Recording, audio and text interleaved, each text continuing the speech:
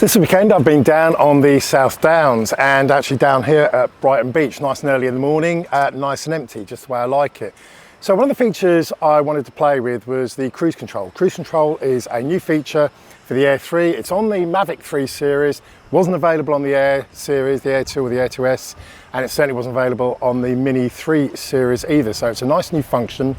In a nutshell, it literally allows you to continue flying in exactly the direction that you were flying when you tap it, so you can then concentrate on controlling the camera and keeping your eye on the drone and making sure that you're not having to worry about trying to do too many things at the same time. Now, it's not immediately intuitive as to how to switch it on. There's no on-screen prompt that offers cruise control to you. So the way you actually have to do it, you have to tap the three dots in the top right, and you scroll across to control, then you've got to scroll down to button customization.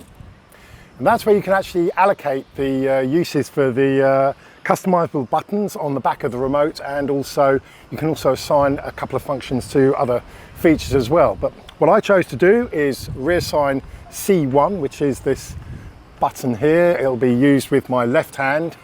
And if you actually tap the drop down, you can see the number of options you've got. And one of them is cruise control. That's all you have to do. Then when you're flying and you're in the position and the direction and the speed that you want to be going, all you've got to do is tap the C1 button. And as you can see, it then pops up with a little message on the left saying cruise control enabled. Crucially, you can still move the drone. So you can turn the drone sideways. Using the left stick, it will reorientate the drone towards the right or the left. You can also move the drone sideways with the right stick as well, and of course increase or decrease the height as well.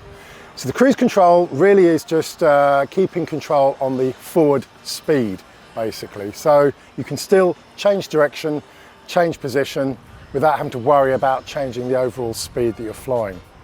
So anyway, look, like I said, very quick video today because it's not immediately straightforward as to how to enable it. Once you have enabled it, then obviously if you assign it to C1, brilliant, that's what'll work then from going forward. You don't have to reassign the button each time you turn the drone on. It will remember that you have assigned cruise control to C1. But brilliant little extra feature, really pleased with it. As I said, having great fun down here. South Downs, getting some brilliant footage with the zoom function as well. Anyway, as ever, you know the drill. Give me a little thumbs up, help the video along. Till next time, have fun, happy flying.